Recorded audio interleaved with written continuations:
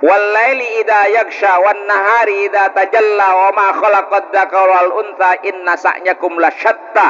Udah sampai situ dulu. Ayat berikutnya ini yang saya mau maksudkan. Inna sa'yakum lasyatta. Fa amma man a'ta wattaqa wa saddaqa bil husna fasanuyassiruhu lil yusra. Tahu apa artinya? Siapa orang yang suka memberi, wattaqo, dan bertakwa, maksudnya ikhlas memberinya dengan senang hati kepada orang-orang yang membutuhkan, kepada orang yang berhak untuk diberi, wasaddaqa bil husna, dan dia meyakini akan balasan dari Allah yang terbaik, fasanuyassiruhu lil yusra, maka akan kami berikan kepadanya kemudahan-kemudahan dalam hidupnya. Jelas ayatnya. Jadi kalau hidup nggak pengen susah, banyakin sedekah. Ketika ibu jadi orang kaya, bilang ini adalah hada min fadli rabbi, ini semata-mata karunia dari Tuhanku. Nabi Sulaiman sebegitu kayanya, ucapannya mana itu? Hada min fadli rabbi liyabluwani aashkuru am akfur.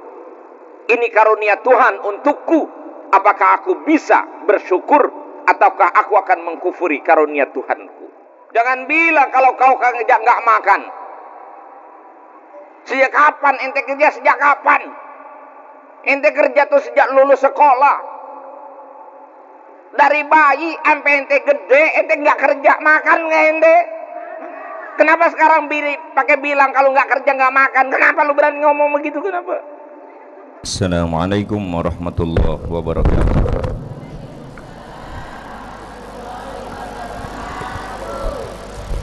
Alhamdulillah, nahmaduhu wa nusalli wa nusallimu ala rasulihil karim, hamidan wa musalliyan wa musallima. Jamaah yang mudah-mudahan senantiasa dirahmati dan diberkahi Allah Subhanahu wa ta'ala. Alhamdulillah, pagi ini kita bisa sama-sama hadir di dalam majlis duha. Mudah-mudahan Allah Subhanahu wa ta'ala mudahkan segala urusan kita, Allah lancarkan rizki kita, Allah kuatkan iman Islam kita, Allah hantarkan kita pada husnul khatimah.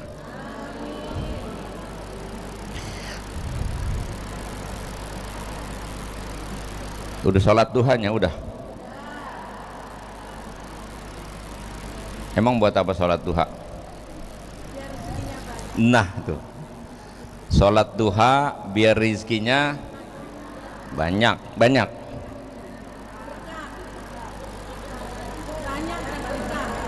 Banyak, berkah, halal. Kalau pengen berkah kudu halal dulu.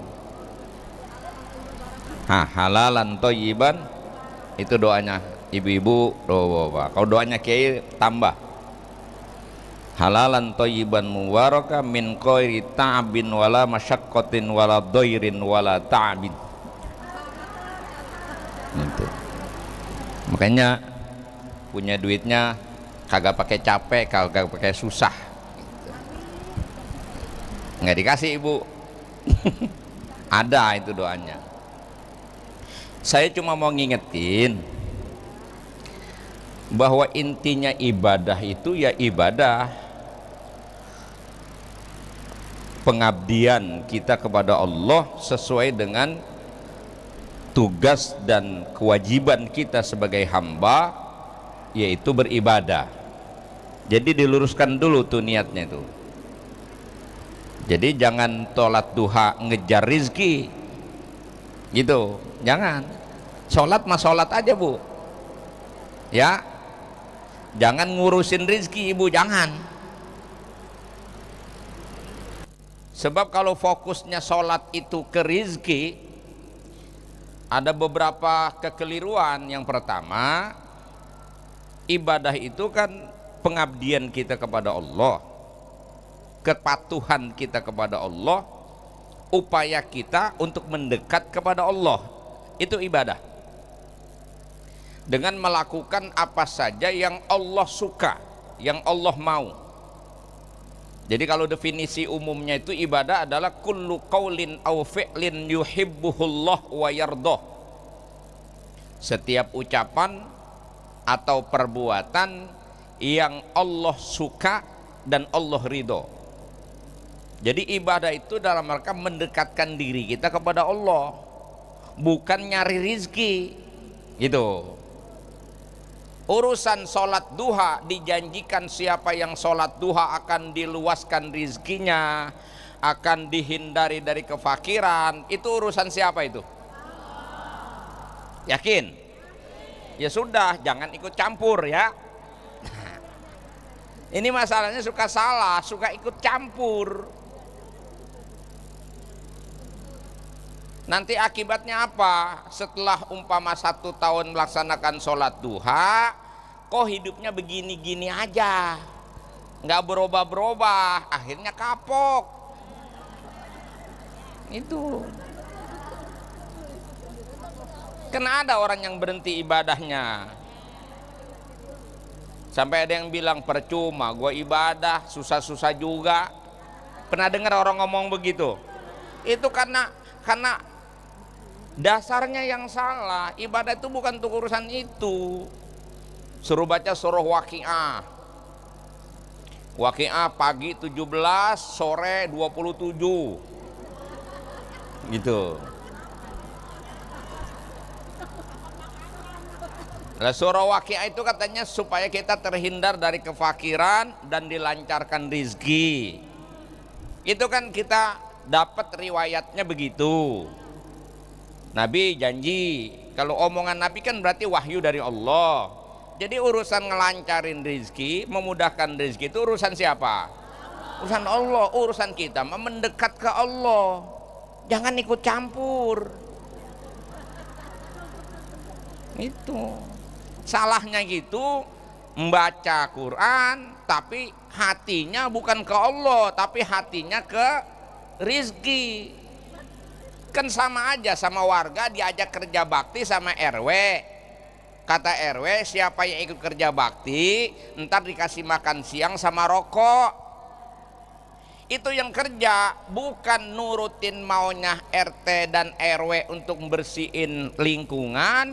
Dia fokusnya sama makan siang sama rokoknya. Lama-lama sewot gak tuh RT tuh? Megang pacul sekali nanya, "Weh, bener ini ada rokoknya?" Ngangkat sampah nanya RW, "Weh, bener ini ada makan siangnya?" Kan lama-lama sewot juga. Udah nggak usah lemah lah, daripada kejar rewel bener nanyain melulu. Masa nggak yakin sama Allah? Yakin nggak kalau Allah janjikan begitu? Bahwa dengan sholat duha rizki akan lancar, baca Waqiah terhindar dari kefakiran. Yakin nggak? Kalau udah yakin udah, jangan ikut campur. Gitu. Makanya buat orang yang ibadahnya targetnya kepada rizkinya, bukan target Allahnya, ini menjadi salah. Efeknya dia bisa bosan dan dia akan berhenti. Ketika yang dia cari tidak dia dapat. Saya bilang, kalau ente fokusnya ke situ, wong Cina aja nggak pada sholat duha kaya. Kenapa ente kudu lewat sholat duha? Bener. Itu salah satu cara kita hidup itu mendekat ke Allah. Kan Nabi bilang begini, ihfazillah yahfazka. Jaga Allah, Allah jaga kamu. Maksudnya jaga seluruh perintah-perintahnya untuk kamu mendekat kepada Allah. Jaga hubungan baikmu dengan Allah. Rawat hubunganmu dengan Allah. Dekatkan senantiasa dirimu kepada Allah lewat ibadah-ibadah yang telah Allah tetapkan, maka Allah akan jaga kamu. Jagalah Allah, ihfazillah tajidhu tujahak. Jaga Allah, jaga kedekatanmu dengan Allah dengan menghindarkan berbagai macam larangan dan maksiat, maka kau akan dapati Allah menjadi penolong bagimu dalam segala urusanmu. Makanya kalam ulama yang paling sederhana begitu bahasanya, selesaikan urusanmu kepada Allah, maka Allah yang akan menyelesaikan semua urusanmu. Ini namanya jalurnya jalur langit, Bu. Jadi nggak usah lagi ngurusin urusan hasilnya, tapi urusan mendekatnya itu. Kan PDKT itu penting, Bu. Jadi kalau PDKT-nya jalurnya bagus, itu biasanya mudah diterima. Gitu. Tapi kalau penuh kebohongan, ibu calon mantu datang ke rumah, gayanya pakai mobil, gayanya pakaiannya perlente begitu, tapi boleh nyewa mobilnya, bajunya boleh ngutang, cuman bergaya supaya dibilang orang yang kaya begitu. Tapi begitu diketahui ternyata ini orang kere, sewot nggak ibu? Ibu aja digituin sewot, gimana Allah ditipu? Gak boleh. Jadi ibadah benar-benar namanya ibadah itu tujuan Allah saja, lillahi ta'ala. Jangan fokus kepada hasil, tapi fokuslah pada prosesnya, gitu. Dan urusan rizki nanti jangan salah paham. Ibu udah rajin sholat duha, udah baca surah Waqiah, udah rajin tahajud, ibu bilang suami saya kerjanya begini-gini aja, hasilnya juga segini-gini aja, kok saya nggak kayak orang-orang begini-begini juga. Mohon maaf, jangan memaknai rizki itu semata-mata uang. Rizki yang paling tinggi itu nilainya adalah sehat wal afiyah, gitu. Sehat wal afiyah itu paling tinggi tuh. Yang paling rendah itu duit. Duit itu rezeki paling rendah. Tapi di mata kita hari ini duit paling tinggi apa paling rendah? Tuh dengerin Pak tuh. Suaranya lantang sekali, Pak. Jadi sehatnya Bapak, gagahnya Bapak belum tentu buat dia itu dianggap rezeki, Pak. Karena buat dia tuh duit, Pak. Yang penting tuh duit, Pak, katanya. Padahal coba ibu pikir, mana lebih bernilai sehat dibandingkan uang? Tuh kan bilang, barusan katanya rizki, duit katanya. Ini sekarang sehat. Sekarang orang punya uang banyak, miliaran uangnya, tapi badannya sakit. Coba enaknya di mana? Bisa menikmati nggak dia? Bisa. Makanya tetap nomor satu sehat walafiat. Jadi kalau ibu dijaga dalam keadaan sehat walafiat, alhamdulillah, itu rizki. Jangan bilang ah kok Tuhan kayaknya enggak ditambah-tambah rizki. Ente enggak sakit-sakit tuh rizki tuh. Dengan sehat itu ibu bisa makan apa aja, bisa menikmati hidup. Daripada punya uang banyak badan sakit mulu, ibadah juga berdiri kagak bisa, sujud nggak mampu, makan kagak halus, gitu. Jalan-jalan kagak bisa, mana duit habis buat dokter mulu, mana pantat pada tepos disuntikin. Kan berarti mendingan sehat tuh. Makanya hidup tuh yang penting mah sehat, walaupun duit banyak juga.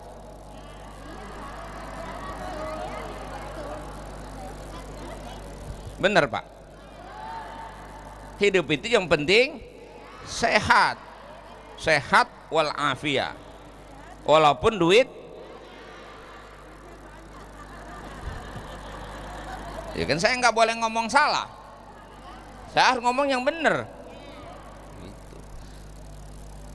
Jadi kadang-kala maksudnya walaupun mungkin uang kita nggak banyak, tapi ketika badan kita sehat kita hargai. Ini karunia Allah yang mahal. Anak yang taat sama orang tua, rizki bukan? Ibu bandingkan di kiri kanan, ada orang punya anak, boro-boro bu bakti sama orang tua, disuruh aja nggak mau. Malah hidupnya selalu menjadi bencana bagi orang tua. Ada nggak? Ada, nih Quran udah ngomong nih, inna min azwajikum wa auladikum aduwwal lakum fahdharuhum. Ada di antara pasangan hidupmu dan anakmu yang akan menjadi musuh bagimu. Allah udah kasih tahu. Makanya ketika kita punya anak yang soleh, yang patuh, anak pinter banget enggak, kaya banget juga enggak, tapi itu anak kita sopan sama orang tua, hormat sama orang tua, tidakkah kita anggap itu rizki, Bu? Itu rizki. Suami ibu setia sama ibu, itu rizki yang luar biasa. Ini perlu saya ngomong nggak? Perlu saya sampaikan ini biar paham ini. Suami ibu itu setia sama ibu, itu sudah melampaui karunia-karunia lain. Kenapa? Karena suami mah nggak wajib setia.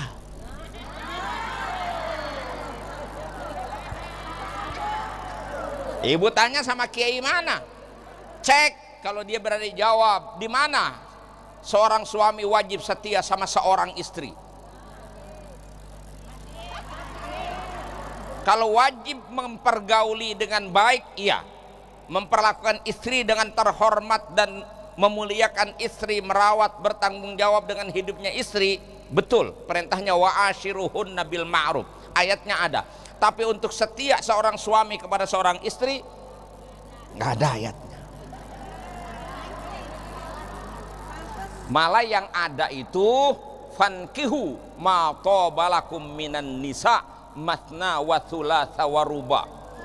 Nikahi wanita yang kau suka 2, 3, 4. Ayatnya itu. Maksud saya begini, hei, dengerin, belum selesai. Maksud saya, jadi kalau ibu punya suami ternyata begitu sayangnya sama ibu, begitu perhatiannya, begitu tanggung jawabnya, dan dia benar-benar menghargai ibu, untuk setiap langkahnya dia bertanya dan bermusyawarah sama ibu, dia betul-betul setia kepada ibu, bukankah itu rizki dari Allah? Itu maksud saya. Jadi hargai kesetiaan suami ibu itu sebagai karunia yang tiada tara.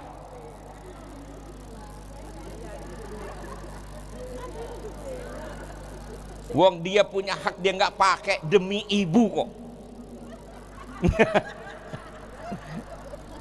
Dia nggak gunakan itu karena ibu. Cuman karena ibunya macam-macam nih. Ada yang karena takut, ada yang karena nggak mampu juga, ada. Kepengen mah kepengen, mampunya kagak, banyak. Gitu.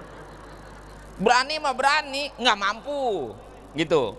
Ada yang berani, cuman nggak mampu, banyak. Makanya Pak, saya punya istilah, orang bisa kawin lagi itu cuman 4 yang boleh kawin lagi tuh, yang bisa kawin lagi 4. Ibu kenalin suami ibu ya. 1, kiai.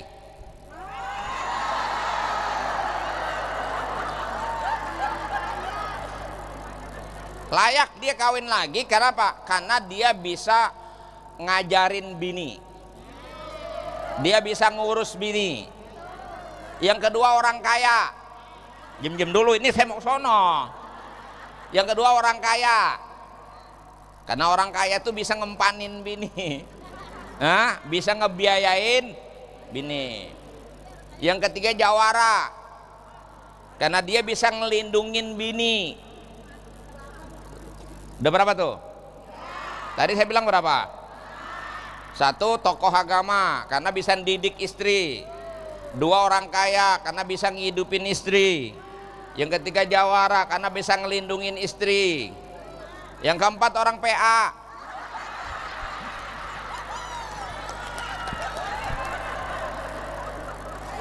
Orang nekat itu. Kaya kagak, pinter kagak, jawara bukan, pakai belaga-laga apa kawin lagi. Kalau bukan PA apa namanya coba? Ini modal ibu ntar pulang ngomong.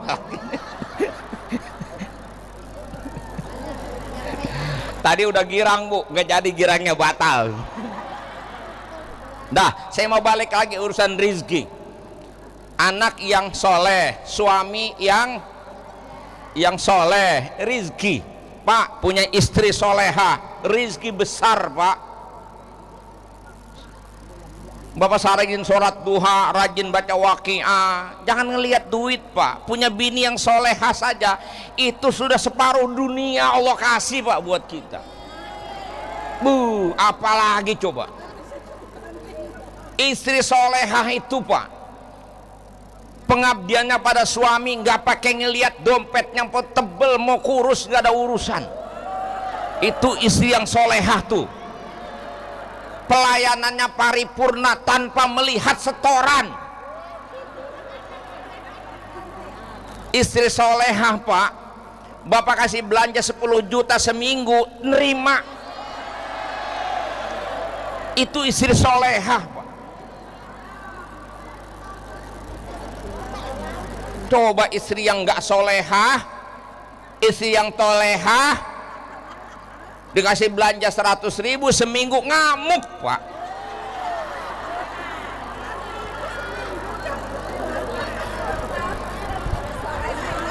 Saya kan nggak boleh ngomong salah. Tuh rizki. Nah, kenapa kita harus melakukan jalur langit itu bu? Nyari rizki tadi lewat ibadah. Intinya bukan nyari rizkinya, bukan. Ta'aluknya ke Allah itu yang penting. Kalau ibu catat silakan kalau mau catat. Ini menurut Syekh Abul Laits As-Samarqandi. Man arada ayyakuna rizquhu thayyiban falyahfaz khamsa khisalin. Siapa orang yang ingin rizkinya itu baik. Karena orang begini bu, nih saya kasih prolog dulu. Ada duitnya banyak tapi rumah tangganya acak-acakan, ada nggak? Usahanya maju tapi rumah tangganya berantakan, ada nggak? Duitnya banyak tapi penyakit nempel terus, ada nggak? Makanan enak dimakan tapi jadinya bukan sehat malah sakit, ada nggak? Anak dikasih makan bukan malah syukur dan terima kasih sama orang tua, malah ngelunjak, ada nggak? Rizki kita banyak tapi kepada Allah makin jauh, ada nggak? Itu kan nggak baik rizki kita. Kemarin waktu duitnya pas-pasan, rajin sholat berjamaah di masjid, rajin ngaji kemana-mana. Waktu duitnya pas-pasan, ngaji di mana aja ibu sabah, ibu datengin. Tapi begitu jadi orang kaya, boro-boro semua pengajian didatengin, yang di samping rumah pun lewat. Ada yang begitu?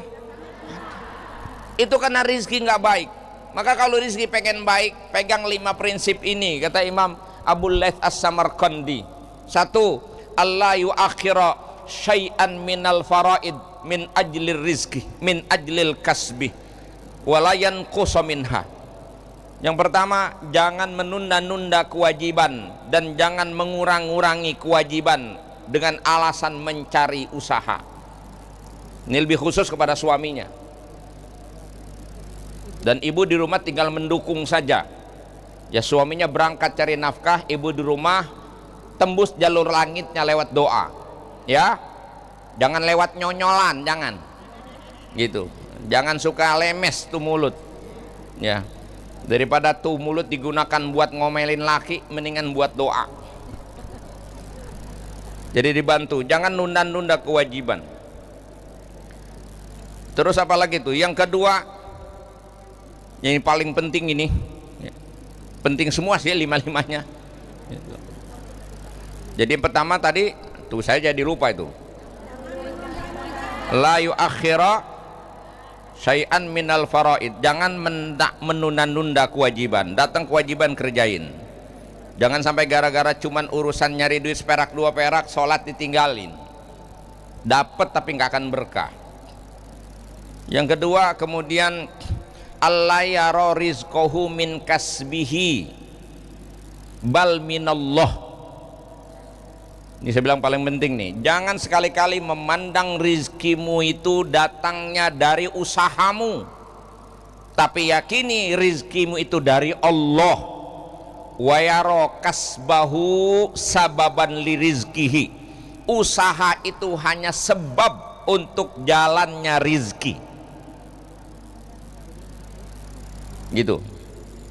Yang dagang lewat dagang rizkinya, tapi yang ngasih bukan dagangan, yang ngasih rizkinya adalah Allah. Dia kerja lewat jalur kerjanya, tapi rizkinya itu dari Allah. Nggak melulu orang kerja dapat. Paham nih? Ini saya bilang tadi nih, jalur langit nih. Bab jalur darat sekarang udah penuh, jalanan udah macet. Lihat kalau pagi orang berangkat kerja di mana-mana macet. Depan rumah saya jalan pintas itu, masya Allah, orang nyari duit kayak apa jalurnya itu macetnya. Saya kadang-kadang duduk di depan itu nongkrong liatin motor pada seliweran. Kadang-kadang lagi duduk, lagi berdiri begitu, ada yang berhenti depan saya, salaman, apa kabar Ustadz, tumben berdiri, kata dia gitu. Iya, nih lagi ngeliat orang pada lewatnya pada nyari duit katanya. Doain saya mau berangkat kerja, ya sehat walafiat. Salaman, ada cekelannya. Saya buka, ada isinya. Kata saya, ini pada jalan berangkat beduk subuh, belum dapet. Saya berdiri di depan situ, udah dapat 300.000 tuh. Jalur langit. Yang nyari belum dapet, yang nonton dapet.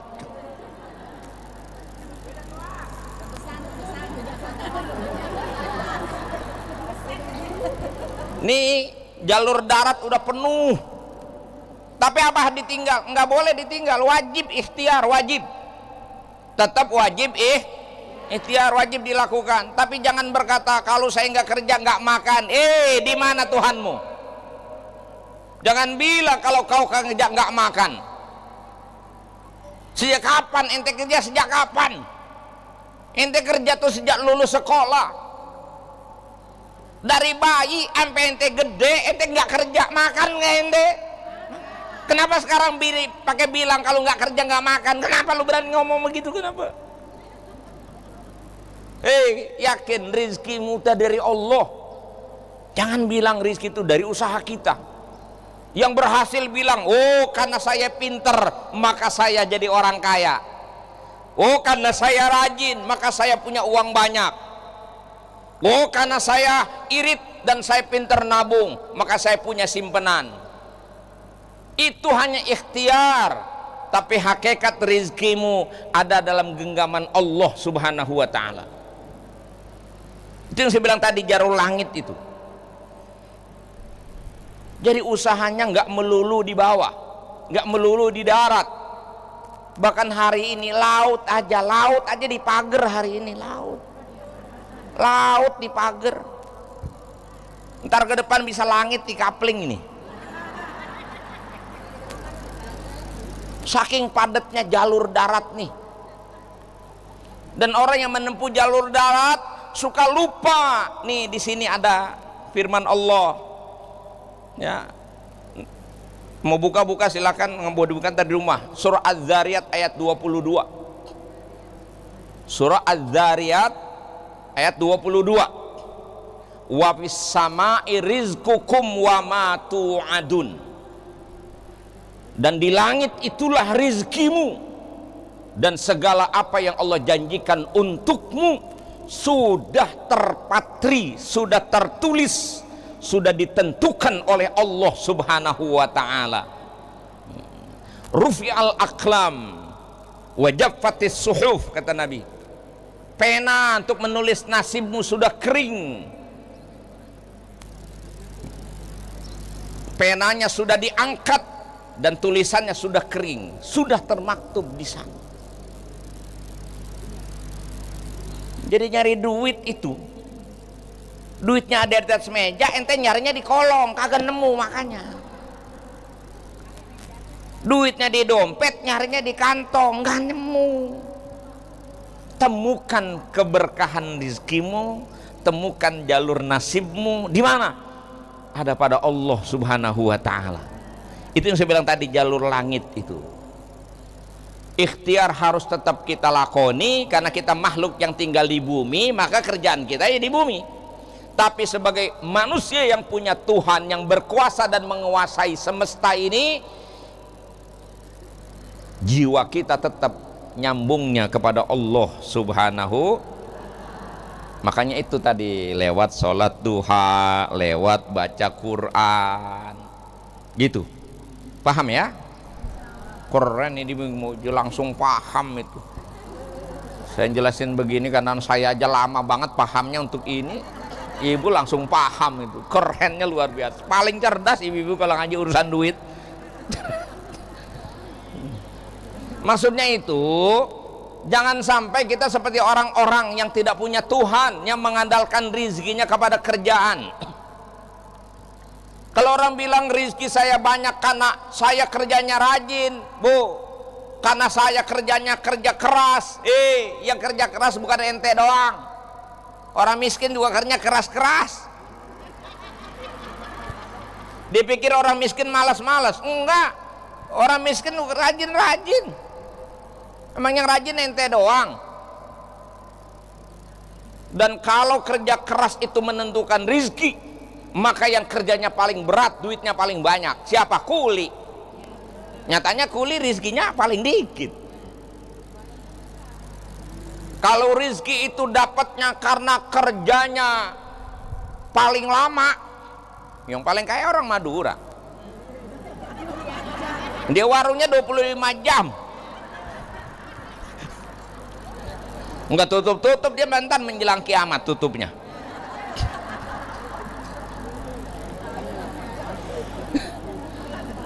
Coba, bukan karena kita rajin, bukan karena kerja kita paling, bukan, karena Allah menghendaki itu. Inna rabbaka yabsutur rizqa liman yasha wa yaqdir.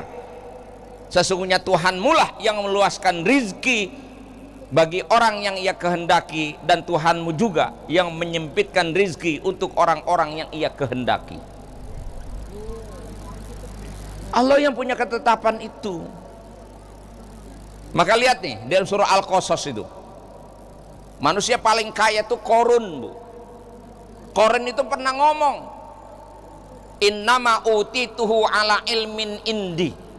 Saya ini jadi orang kaya karena ilmu saya. Itu yang Allah murka sama Qarun. Dia lupa kalau rizkinya itu adalah kuasa Allah. Hilang Tuhan dari hidup dia. Dia tutup tuh jalur langit itu. Seolah dia kaya tuh karena dia pinter gitu. Hari ini banyak gak orang Islam yang bilangnya begitu? Saya punya jabatan karena saya pinter, rezeki banyak karena saya pinter. Yang pinter bukan ente doang. Banyak orang pinter nggak kaya, banyak. Dan banyak orang bodoh malah kaya. Di kampung saya ada orang kagak pernah sekolah tapi duitnya banyak banget, kontrakannya 100 pintu. Malah yang pada sekolah mana ngontrak. Orang dari daerah pada kuliah S2, S3, ngontraknya di rumah orang yang punya kontrakan, yang punya kontrakan kagak sekolah. Bener kan? Berarti kan gak kudu-kudu orang pintar itu jadi kaya. Jadi bukan karena kaya, bukan karena pinternya, bukan karena rajinnya, bukan karena nabungnya, tapi karena Allah menghendakinya. Itu supaya kita tetap nyambung ke Tuhan. Jangan pernah kehilangan Tuhan dalam hidup ini dengan mengandalkan kepintaran kita, seolah kepintaran kita itulah, ilmu kita itulah yang membuat kita ini sukses. Tidak. Berapa banyak orang pintar juga celaka. Bahkan kalau kita ancaman-ancaman di dalam hadis-hadis itu, yang diancam neraka itu kan rata-rata orang alim, orang pinter malah. Fa'alimun bi ilmihi lam ya'malan mu'addabun min qabli ubadil wasan. Orang pinter yang gak ngamalin ilmunya bahkan diazab nanti di akhirat. Sebelum penyembah patung diazab, dia duluan diazab. Orang pinter. Makanya jangan heran kadang-kadang ada orang pinter tapi nggak soleh. Alhamdulillah kita mah biasa-biasa aja. Nih depan saya wanita soleha semua, calon-calon penghuni sorga semua, calon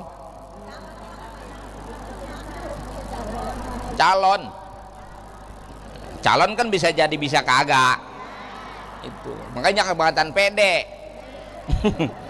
Terus ikhtiarnya terus gitu.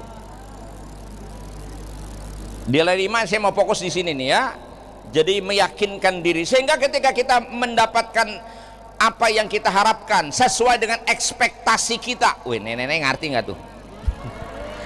Sesuai dengan apa yang kita harapkan dan kita rencanakan, ya bersyukurlah kepada Allah. Bukan karena kepintaran kita, bukan. Karena kehendak Allah Subhanahu. Jadi kayak miskin tuh takdir, Bu. Tapi kalau kau susah, itu nasib. Kayak miskin takdir. Kalau ibu masih susah juga, itu namanya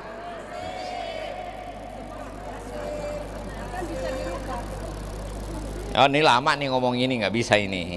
Ada lagi di Quran ayatnya, ma asabaka min hasanatin faminallah wa ma asabaka min sayyi'atin famin nafsik.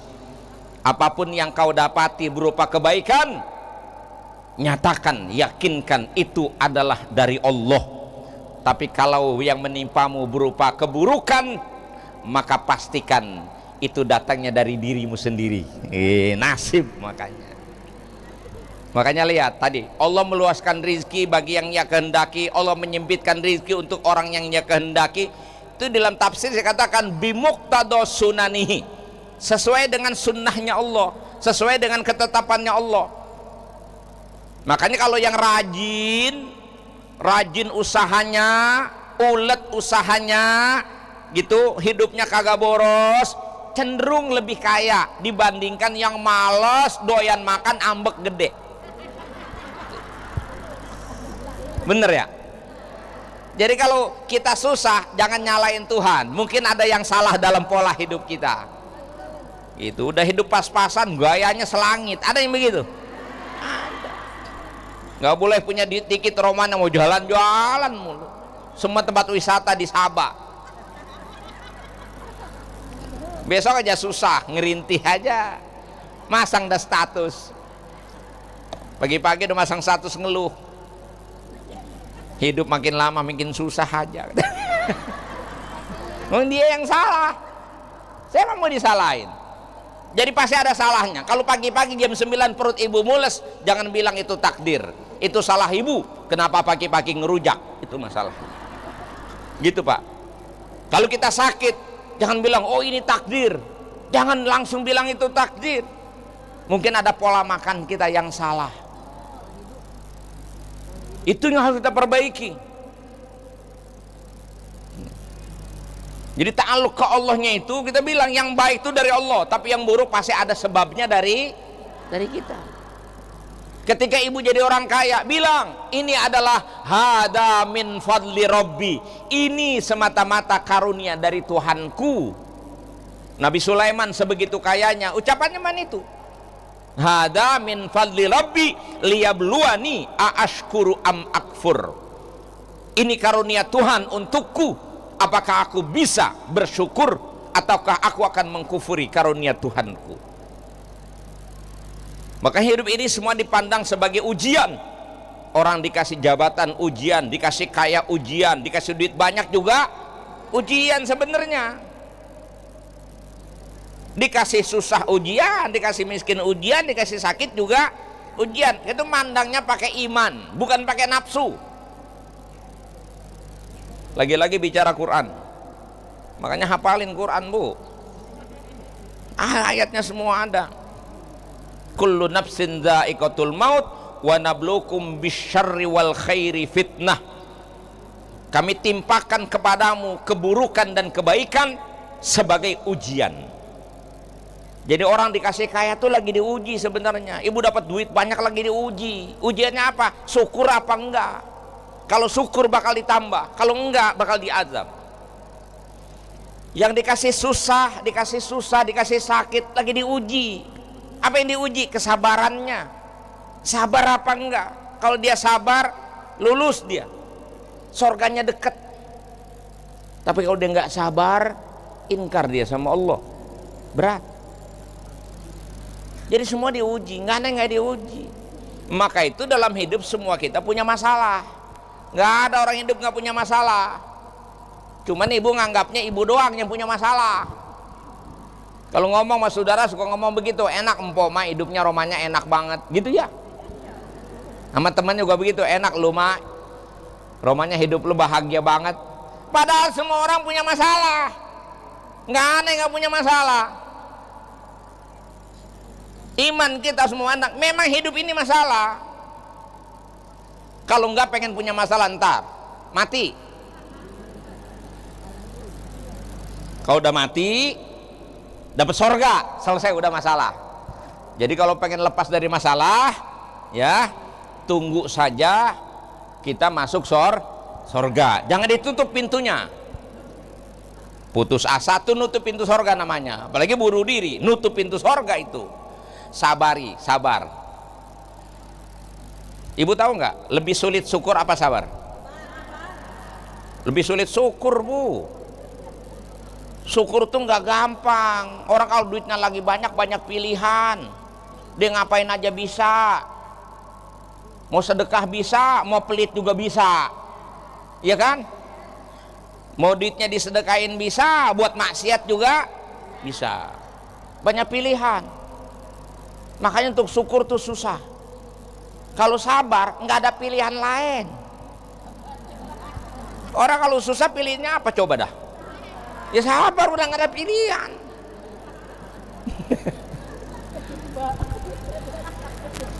Ya, alhamdulillah ngaji rame begini. Coba kalau uangnya miliaran nggak ada di sini.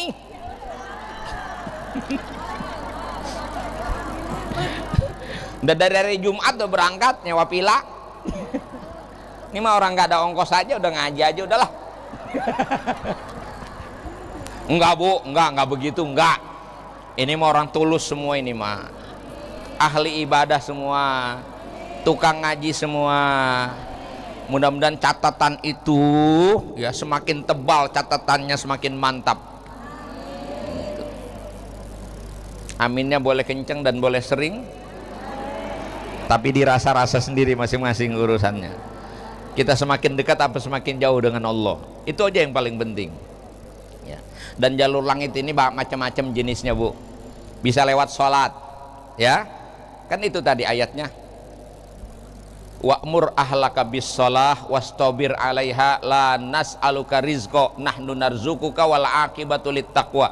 Surah Toha 132 apa 123 gitu kira-kira. Pokoknya bokal aja surah Toha dah, nanti baca semua tak ketemu.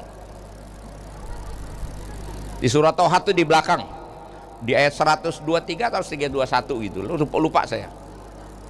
Perintahkan keluargamu sholat dan bersabar atas sholat, apapun yang terjadi kewajibanmu jangan kau tinggal. Tadi kan jangan diabaikan kewajiban.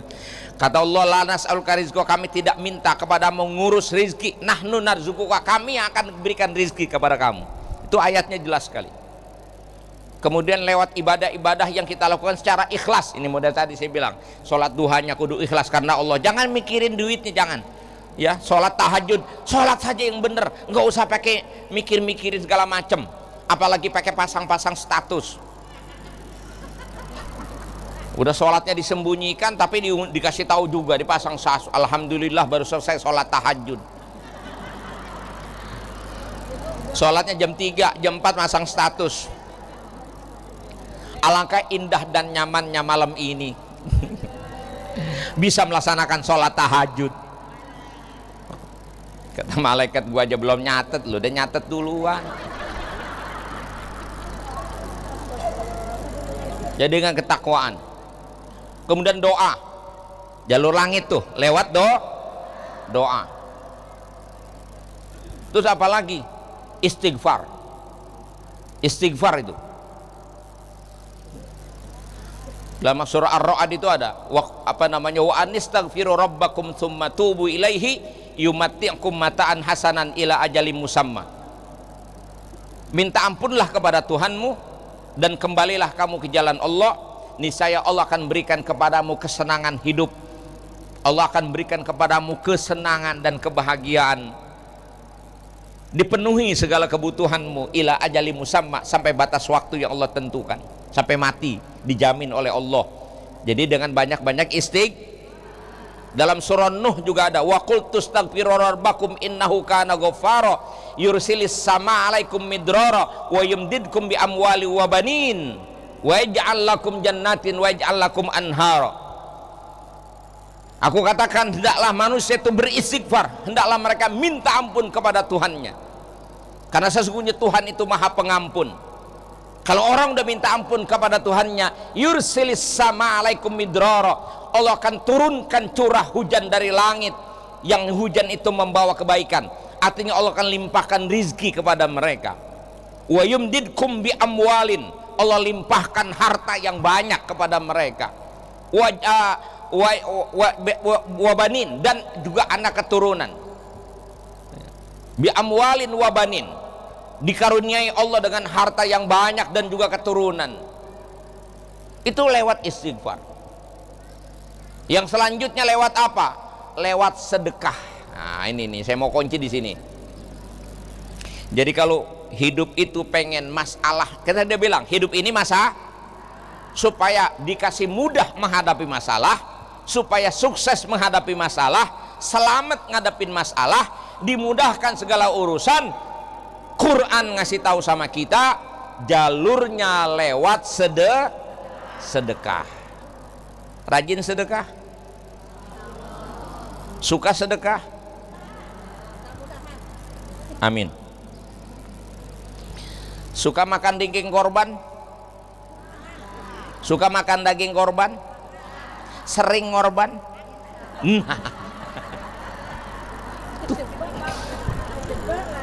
Gimana makan dagingnya suka, ngorbannya nggak suka. Ibu rasain dah. Tahun ini ibu ngerban nih. Rasain aja hidup sampai tahun ke depan. Enteng tuh urusan rezeki itu, enteng. Ini Allah udah bilang nih, lagi-lagi di sini lagi nih. Ada, emang pedoman hidup kita Quran mau apa coba?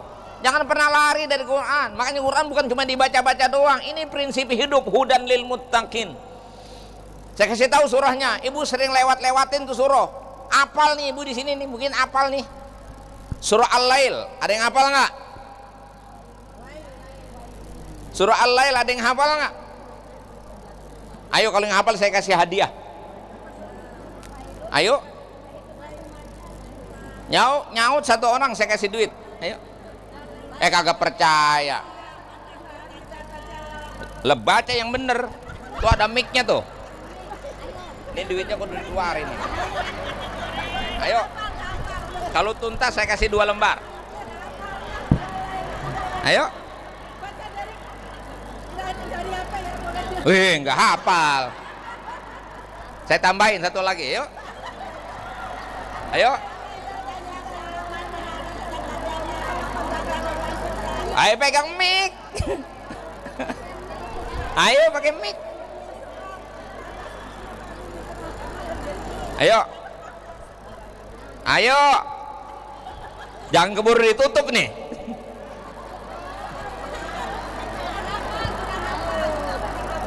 Ayo maju. Sip. Tuh mic-nya tuh. Bismillahirrahmanirrahim. Tuh baca Quran. Wailul likulli humazatil lumazah. Walail.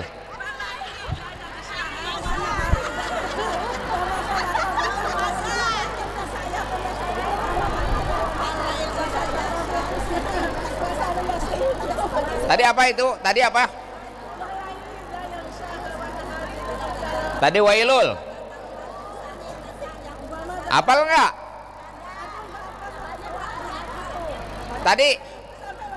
Tadi wailul. Apal enggak wailul?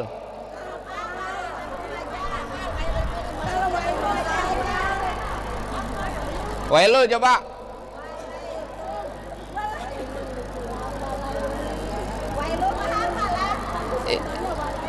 Ini nyambung tar ayatnya, wailul nyambung juga. Ayo. Coba. Cuma kalau wailul manatu. Pendek, ayatnya pendek. Cepat. Bismillahirrahmanirrahim. Wailul likulli humazatil lumazah allazi zama'a malahu 'addada yahsabu anna malahu ahlada kalla la yumbazana fil hutama narullahil muqadah Wa ma adra. wa ma adraka mal hutama narullahil muqadah allazi tattali 'alal af'idah innaha 'alaihim musaddatun fi 'amadin mumaddada. Iya, dah. Nih. Lumayan. Buat beli Indomie.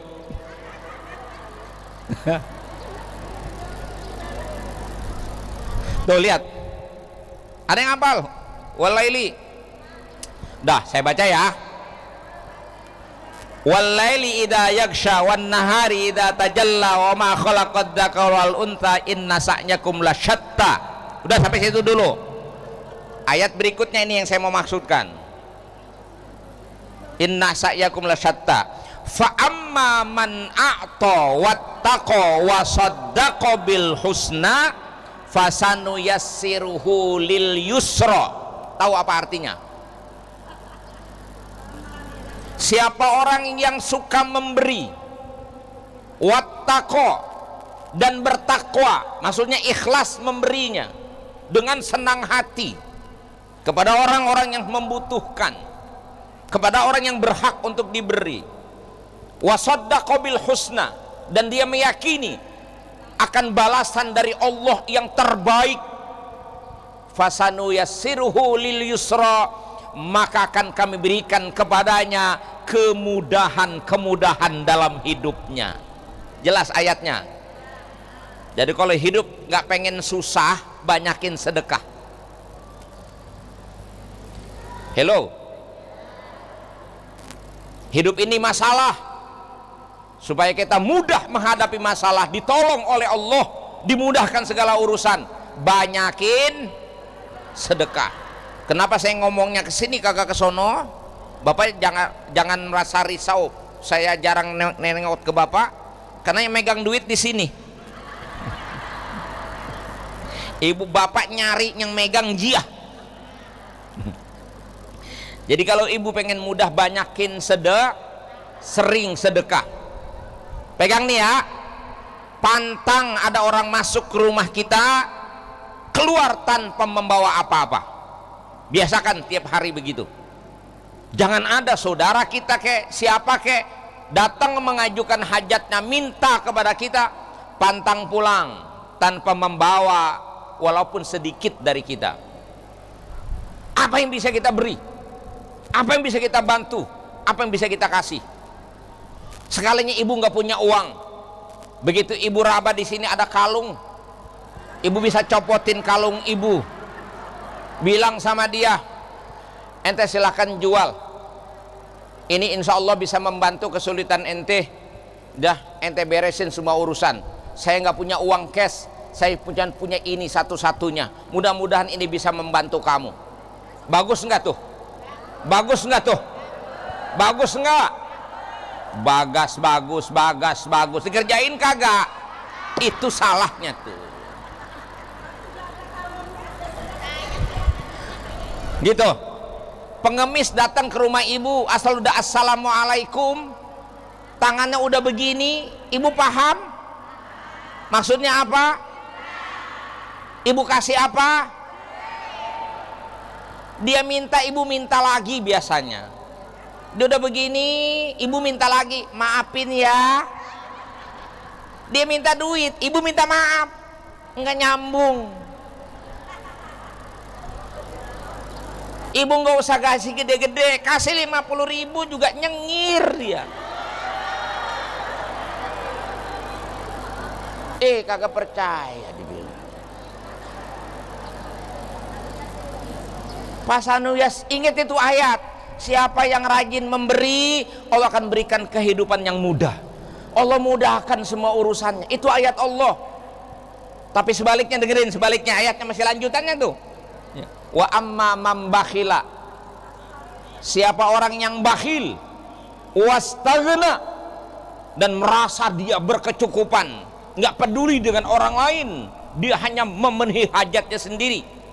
Wa kadzdzaba bil husna, dan dia tidak meyakini atau mendustai balasan yang terbaik dari Allah, fasanuyassiruhu lil usra, maka akan kami berikan kepadanya kesulitan demi kesulitan. Naudzubillah.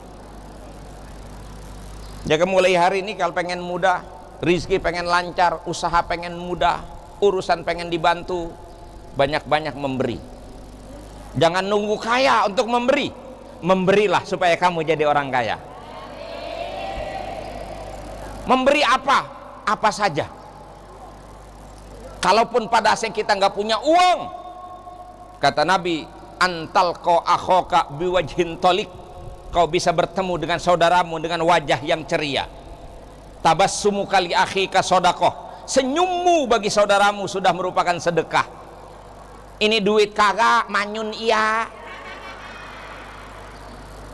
Gimana mau mudah hidup kita? Saya biasakan itu. Kalau saya lagi ke bandara, mau naik pesawat, kadang saya ke tempat ke toilet dulu gitu kan. Ada tuh yang suka ngepel-ngepel toilet tuh ya. Terus atau kita di rest area gitu ya, kita ke toilet kan ada yang bersihin toilet gitu. Ibu kasihnya berapa itu? Itulah ibu. Nggak sebanding dengan yang ibu lepas tahu. Dia bersihinnya itu bau. Betul? Gajinya berapa coba? Jauh di bawah UMR. Yang di rest area atau di itu. Coba biasakan. Kasih tuh ada 2-3 orang, kasih ini 50, ini 50, 50. Kadang-kadang kita kasih 100. Seneng nggak dia itu kira-kira? Mungkin sebulanan dalam setiap dia doa, dia sertakan ibu dalam doanya. Itu hal-hal yang tidak disangka. Makanya jangan pelit. Jangan. Paham? Udah paham, terima kasih. Assalamualaikum warahmatullahi wabarakatuh.